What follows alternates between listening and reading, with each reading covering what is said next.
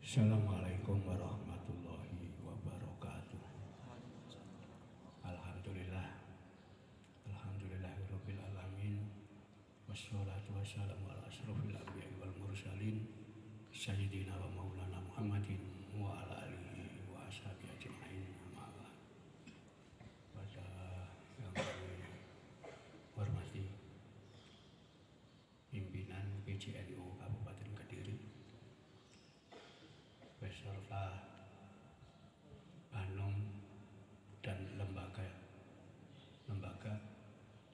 ya, pimpinan Ma'arif Bergudung, LDNU, Ansor, sahabat-sahabat Ansor, ya, Muslimat, ya, dan Fatayat mungkin yang ada, dan khusus ada takmir Masjid Agung An-Nur Pari, ya, dan tidak lupa Aswaja Center. Seperti tadi diungkapkan bahwa sejarah kita selama ini mengikuti alur yang sudah diajarkan di sekolah-sekolah. Dan sekolah-sekolah yang mengajarkan sejarah itu kalau dilihat dari latar belakangnya sekolah bikinan Belanda. Ya, itu sebabnya teori tentang masuknya Islam ke Indonesia itu menurut teori-teori yang diajarkan di sekolah. Ya, yang saya ingat awal sekali ketika belajar sejarah, ya, kita diberitahu Islam itu datang dari Gujarat. Saudagar Islam dari Gujarat. Ya. Setelah itu ada yang mengatakan tidak, Islam itu datang dari Persia. Ya. Ada lagi teori mengatakan Islam datang dari Cina. Bahkan belakangan muncul Islam datang langsung dari Jazirah Arabia. Ya, teori-teori itu. Nah, kita sebagai pelajar di sekolah mengikuti aja teori-teori itu. Ya. Tapi ketika kita dengan cara kritis mempertanyakan benar tidak teori-teori itu. Ya. Pertama tentang Islam dari Gujarat. Gujarat itu mulai zaman kuno sampai sekarang itu pusat Hindu radikal. Belum pernah jadi pusat Islam sampai sekarang. Terus dari mana Islam bisa berkembang dari wilayah Hindu radikal? Ya, itu nggak bisa dijelaskan. Kemudian yang kedua, pengaruh dari Persia. Ya. Dari Persia memang ada. Ya. Kenapa? Persia itu sejak zaman kuno sudah punya jalur perdagangan ke Cina, ke Tiongkok, lewat lautan di Indonesia, lewat Selat Malaka dan seterusnya. Dan itu pengaruh Persia itu lebih banyak di wilayah Aceh, Sumatera sampai Semenanjung Malaya dan seterusnya. Ya, itu ada, tapi bukan satu-satunya dan yang pertama. Ya. Dari Cina ya, ada juga. Ya, memang Cina itu dalam sejarah Muslim Cina itulah pertama kali yang menghuni wilayah Sumatera dan Jawa.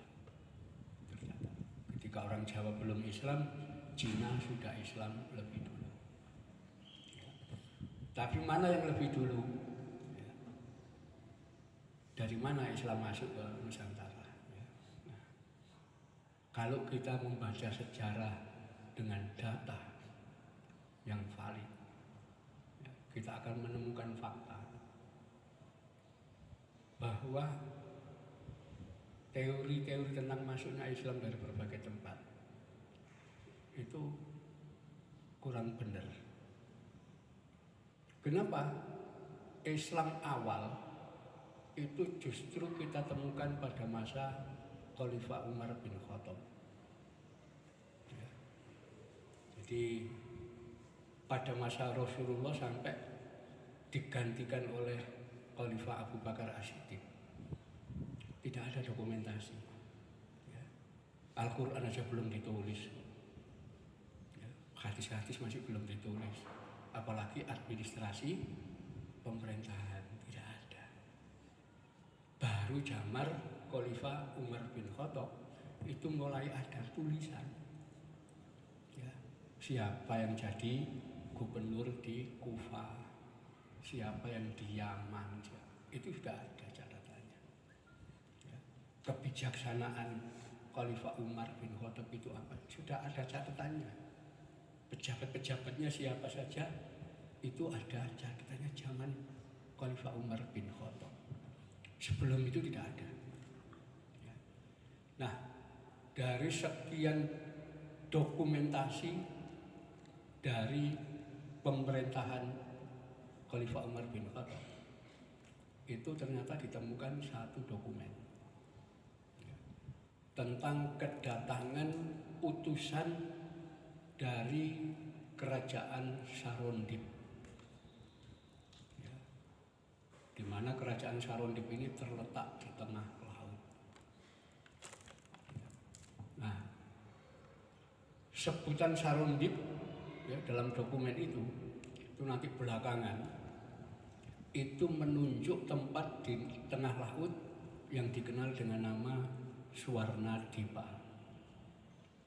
Ya. Dalam dokumen yang disampaikan kepada Khalifah Umar, itu utusan dari Sarondib menghadap Khalifah ke Madinah, kemudian menyatakan, kami adalah utusan Maharaja Sarondib, negara di tengah laut yang ibu kotanya terletak di antara dua sungai. Raja memiliki 1000 gajah perang, memiliki pasukan puluhan ribu, ya, dan rakyat hidup dalam kemakmuran. Raja mengutus kami untuk mempertanyakan tentang agama Islam. Apa itu agama Islam? Sampai di situ catatan yang ada. Artinya, loh, ini orang Indonesia yang pertama kali datang ke Madinah malahan. Ya. Tahun 636 Masehi. Ya. Kenapa? Orang Indonesia itu pelaut. Mulai zaman kuno pelaut. Ya. Ada itu teori yang mengatakan dari Jazirah Arab langsung ke Indonesia itu perlu dipertanyakan. Kenapa? Orang-orang Arab itu bangsa gurun, ya, hidup di tengah pasir. Roto-roto orang Jazirah Arab itu takut laut. Ya, mulai zaman kuno sampai sekarang tidak bisa menghilangkan takut terhadap laut. Ya, sampai zaman modern ini, namanya Saudi, ya, kerajaan besar, punya divisi tank, ya, divisi rudal, pesawat, ya, macam-macam. Gak punya angkatan laut. Yaman, Bahrain, Uni Emirat Arab, gak punya angkatan laut semua. Sampai negara Israel itu negara modern, gak punya angkatan laut. Kenapa? Takut laut. Ya. Dari mana orang yang takut laut zaman kuno nyeberangi Samudra India? Ya. Jadi dari situ aja sudah gak masuk akal. Tapi kalau orang Indonesia, ya, mulai abad sebelum Masehi, ya, sudah menjual kamper, ya, kapur barus itu dijual sampai ke Mesir. Ya, kenapa? Kapur baris itu adanya hanya di Indonesia, dan orang Indonesia itu pelaut, berani datang ke nyeberangi lautan di sana. Ya, jadi di situ. Jadi Justru zaman Umar bin Khattab itu sudah ada urusan dari Suwarnadipa, yaitu Sriwijaya. Dan ibu kota yang terletak di antara dua sungai itu Palembang. Sampai sekarang posisinya seperti itu. Catatan kedua itu terjadi pada tahun 708 Masehi. Saat Khalifah Umar bin Abdul Aziz, itu dinasti Umayyah. Itu juga ternyata datang utusan dari kerajaan Sarondib lagi. Tapi kali itu tidak di Madinah. Kenapa? Ke Damaskus. Kenapa? Ibu kota Umayyah itu di Damaskus. Redaksinya hampir sama. Raja Maharaja besar yang tinggal di sebuah kota di antara dua sungai, memiliki 1000 gajah, perang, dan puluhan ribu pasukan. Rakyatnya hidup dalam kemakmuran. Ya. Kali itu utusan menyatakan tidak hanya diutus untuk mempertanyakan tentang Islam, tapi juga raja meminta agar Khalifah bersedia mengirimkan pendeta-pendeta Islam. Nah, dari dokumen itu kemudian ada catatan. Ternyata Khalifah Umar bin Abdul Aziz tidak bisa memenuhi permintaan Raja Sarondib. Kenapa? Tidak ada orang yang berani pergi ke tengah lautan. Jadi orang Indonesia sudah ke sana. Jadi mulai zaman kuno memang di situ. Nah ini perlu dari catatan. Ya. Dokumen itu dikumpulkan dalam kitab namanya Ajaibul Hindi. Itu muat dokumen-dokumen lama.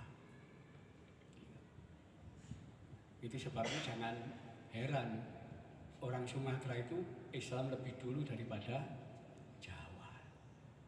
Ya. Tetapi dalam perubahan peradaban Jawa yang belum Islam itu ternyata tidak kalah maju. Kenapa?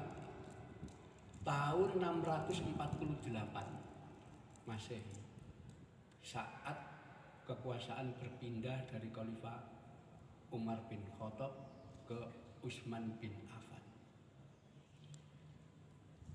itu kerajaan Kalingga yang bernama Kartikeya Singa itu menyusun kitab undang-undang hukum pidana dan perdata yang diberi nama Kalingga Dharma Sastra. Hukum Kalingga, ya. Sekalipun sederhana, tapi itu KUHP pertama di Nusantara. Ya. Jadi di situ kalau ada orang mencuri, potong tangan. Ya. Orang berzina, bunuh dua-duanya. Orang yang membunuh dihukum bunuh. Itu zaman Kalingga. Nanti tokoh raja namanya Kartikeya Singa ini menikah dengan putri Sima dari kerajaan Kalingga Utara, itu di Jeporo sana. Menikah dan kemudian pindah ke Kalingga Selatan di pedalaman. Di mana Kalingga Selatan di pedalaman? Nah, ini ada utusan dinasti Tang yang datang ke Jawa tahun 674 Masehi. Rupanya Raja Kartikeya Singa sudah meninggal. Yang menjadi raja istrinya, ya, yaitu Ratu Sima. Dicatat di situ. Di mana letaknya? Waktu itu utusan Kalingga, utusan dari dinasti Tang meletakkan tongkat. Ya. letaknya adalah 36 derajat di arah selatan, bayangan gitu. Ya. Dan ketika dicari mana yang tepat menurut ukuran Cina, jatuhnya bayangan itu 36 derajat ke selatan. Ya. Itu ketemunya di wilayah Kepung, Kabupaten Kediri. Ternyata Kalingga itu di situ dulu pusatnya. Ya. Nah ini orang di mana ya, tapi paling tepat ukuran ini adalah di daerah Kepung. Ya. Dan utusan dari dinasti Tang memang menyebutkan ya, bahwa ibu kota kerajaan namanya Kopo. Ya, nggak bisa nyebut Kepung, Kopo. Ya, itu terletak di situ. Lokasinya persis. Ya, dan ini nanti akan ada lagi catatan-catatan berikutnya. Bahkan di situ dia mencatat ada saudagar Tazi dari Timur Tengah. Tazi itu apa, orang Persia, Tasik yang mereka nyebut apa? Tazi itu orang Persia.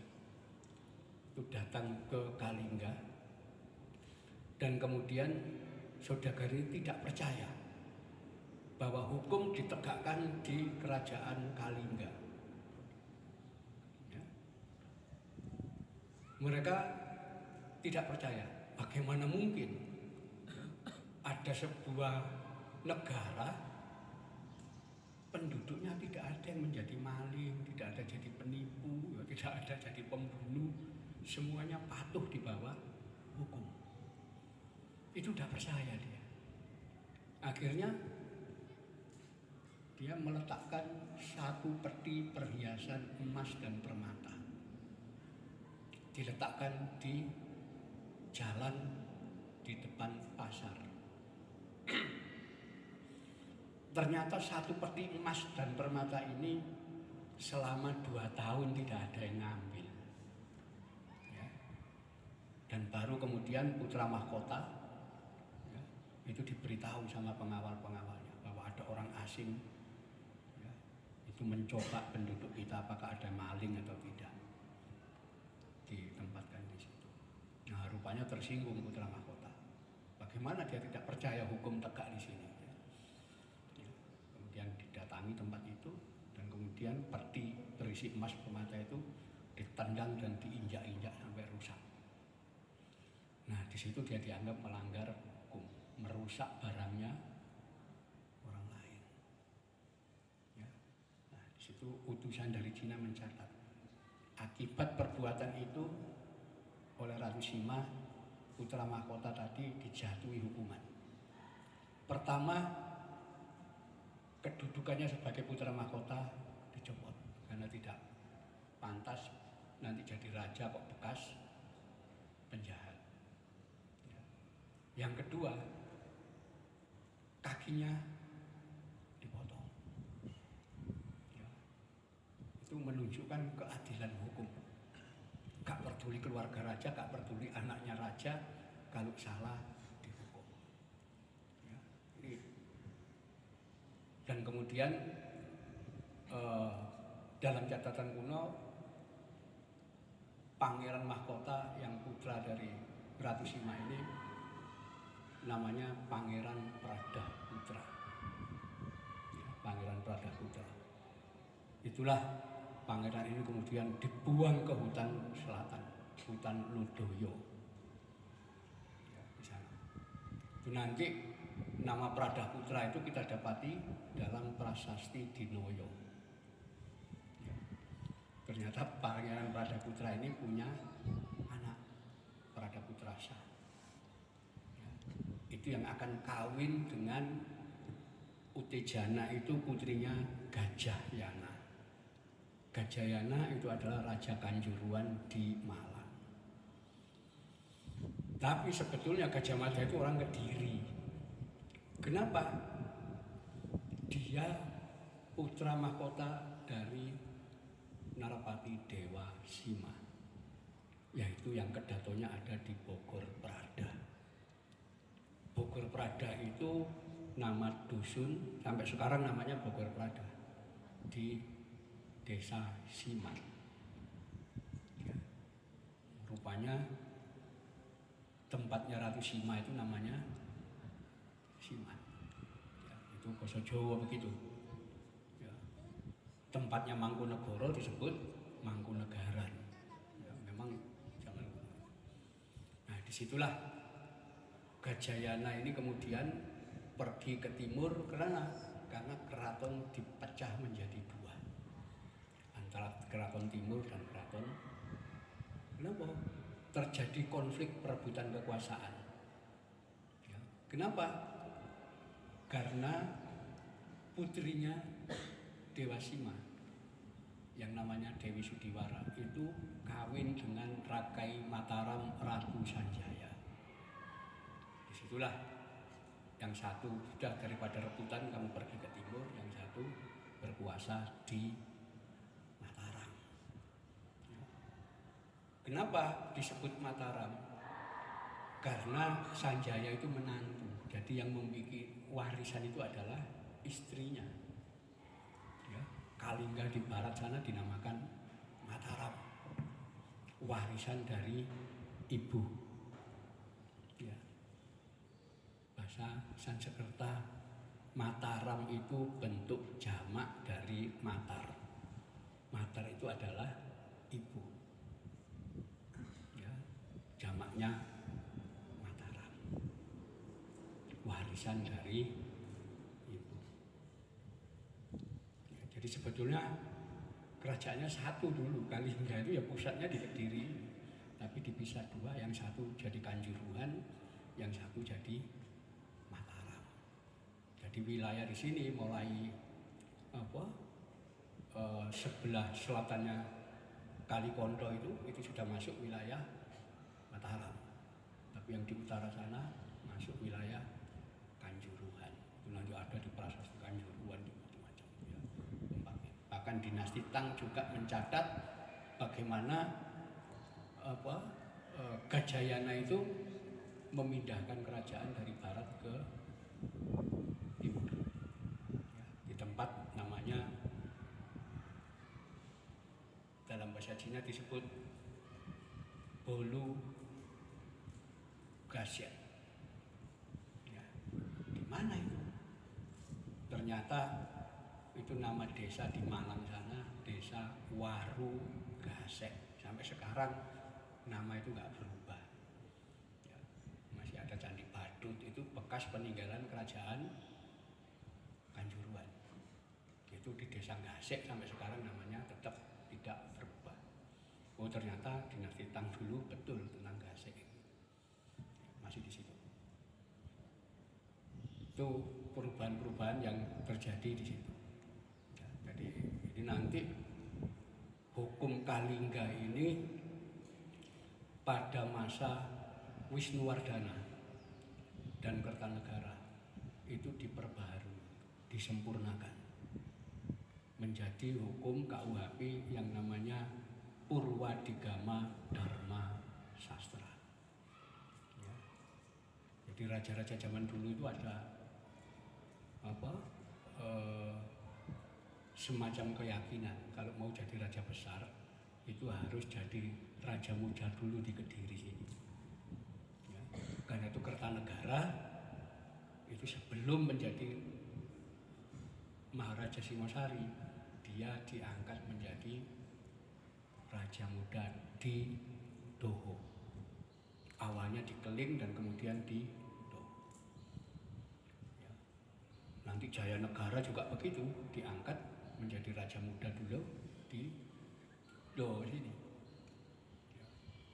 Termasuk Gajah Mada sebelum menjadi Patih Mojopahit adalah Patih di Doho.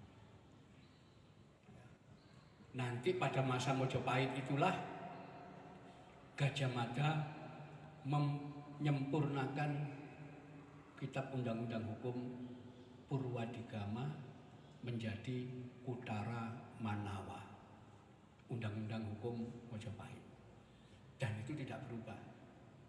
Kalau orang maling mencuri ya, senilai 25 keping uang perak tangannya dipotong.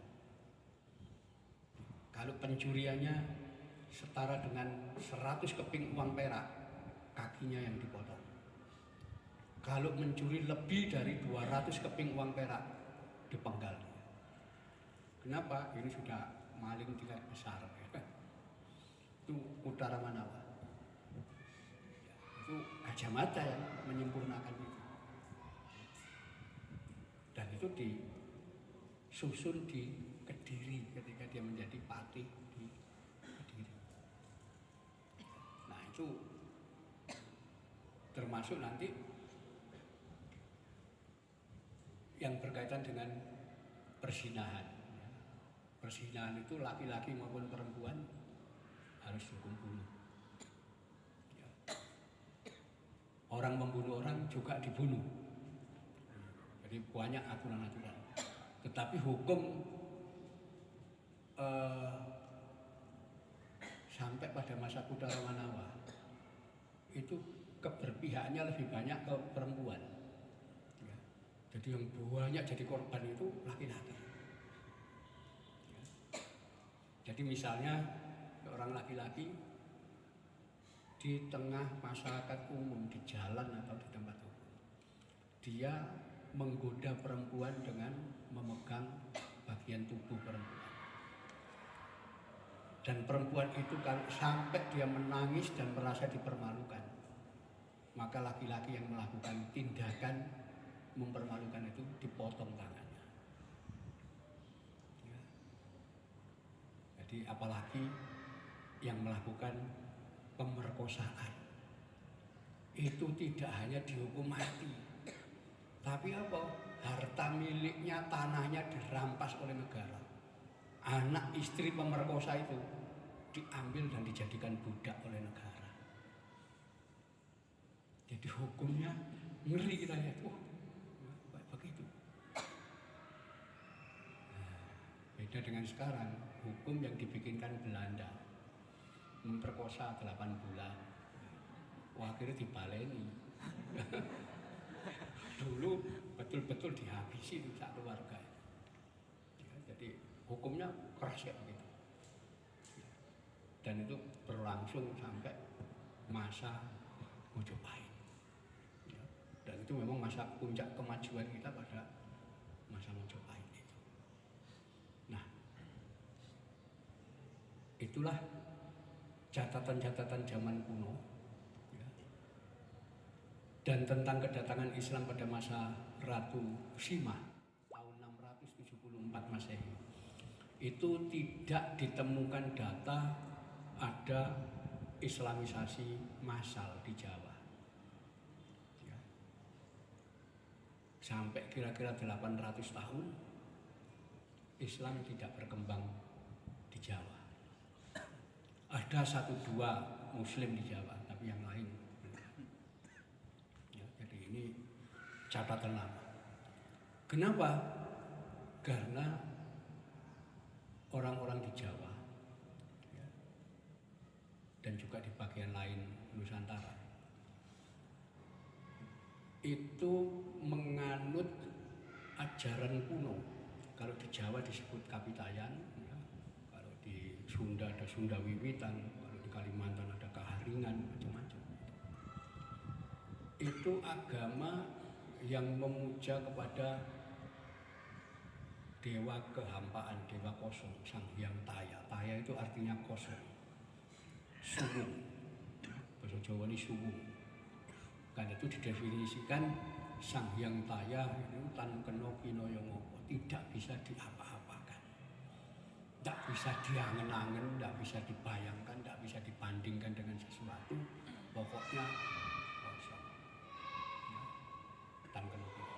Itu sebabnya kalau mereka memuja Sang Hyang Taya itu menghadap ke arah tutuk, ke arah gua. Gua itu kosong. Nah, dengan pandangan itu Hindu yang masuk di sini itu yang diterima hanya Hindu Siwa. Ya, karena apa? Aliran Siwa itu mengenal ada Niskala, Sakala, Sakala Niskala, Niskala. Niskala itu kosong, suwung. Ya, sangkeno kinaya ngomong. Itu yang bisa diterima. Yang golongan Waisnawa, pemuja Wisnu, tidak bisa diterima di sini. Kenapa? Karena pemuja Wisnu punya keyakinan Tuhan itu bisa turun ke dunia dalam bentuk manusia, namanya avatar. Orang sini tidak menerima. Ya, kenapa? Konsep awal nggak ada Tuhan bisa jadi manusia.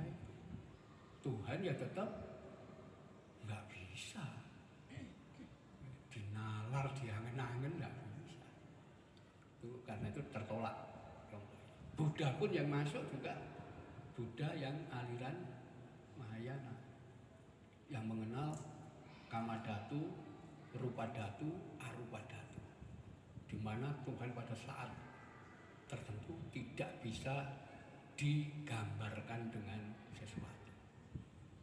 Nah, itu yang ada di Jawa, pengaruh itu. Itu sebabnya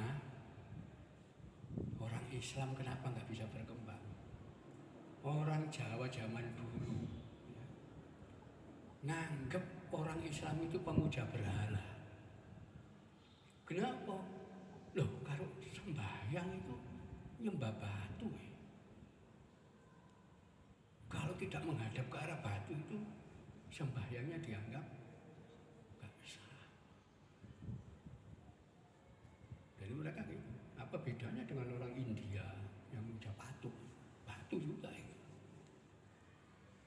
Disitulah Islam ya, sampai zaman Wali Songo itu baru bisa dikenal. Karena apa? Karena orang sini tidak mau ya, nganggep semua orang Islam itu pemuja berhala. Ya sembahyang ngadep batu.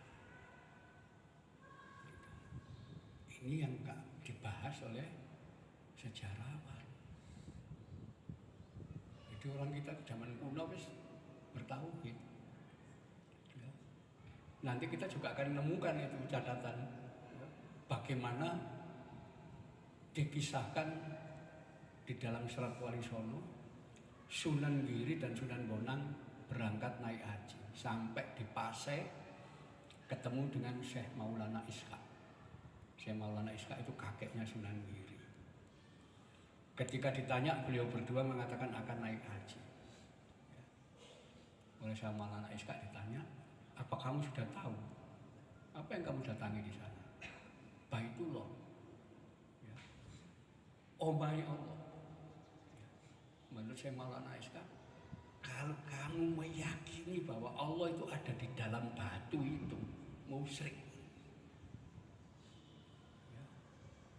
Kebanyakan orang Islam nganggep Allah itu di situ, karena itu berdoa di Ka'bah itu pasti dikabulkan.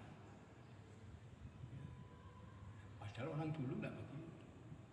Yang namanya taya kosong, Allah itu dia ada di mana-mana. Selama ada tempat kosong, ini kosong, ya Allah ada di sini. Karena itu dimanapun kamu pasti Allah tahu. Jadi orang dulu itu tauhidnya begitu. Akhirnya sama Syekh Maulana Ishaq dikasih ya, ini amalan untuk mengenal Allah. Ada yang namanya Baitul Haram, itu ada di kolbu. Nanti ada Baitul Makmur di sini, ada Baitul Muqaddas. Kamu baca ya. Sebelum kamu kenal siapa Allah, siapa pemilik Ka'bah, hati-hati. Ya. Haji itu banyak memperosokkan tauhid. Nah, di situ setelah menerima amalia wirid dari Syekh Maulana Ishaq, Sunan Bonang dan Sunan Giri balik. Ya. Gak jadi haji. Nah, ini catatan. Yang kedua sama ya. Dalam suluk Syekh Malaya, Sunan Kalijogo itu belajar kepada Syekh Daraputi di kampung Pulau Upih di Malaka ya. Setelah itu Sunan Kalijogo menunaikan ibadah haji. Ketika sampai di Pasai ketemu dengan Syekh Maulana Maghribi, orang dari Maroko sana. Dan ketika berbicara mau haji, ditanya, mau kemana kamu? Kamu sudah tahu nggak? Ya, rukunnya haji, syaratnya apa? Ya, tahu semua udah. Ketika ditanya esensinya, kamu nganggep yang disebut Baitullah itu rumahnya Allah? Ya. Apa Allah di dalam situ? Iya. Ya, hati-hati. Ya. Allah itu ada di dalam situ dan di luar situ. Di dalam dan di luarnya Ka'bah itu sama. Allah itu di mana-mana. Kalau kamu menganggap Allah itu hanya di situ, musyrik konsan. Apalagi nganggap waktu ini sebagai omai. Disitulah kemudian Sunan Kalijaga diberi amalia wirid lagi. Kamu amalkan untuk mengenal Allah. Kamu kenal dulu sampai kamu paham dan meninggalkan angen-angen dalam pikiranmu yang nganggap Baitullah itu tempatnya Allah. Nah di sini akhirnya apa? Diceritakan juga Sunan Kalijaga balik ke Jawa, ngamalkan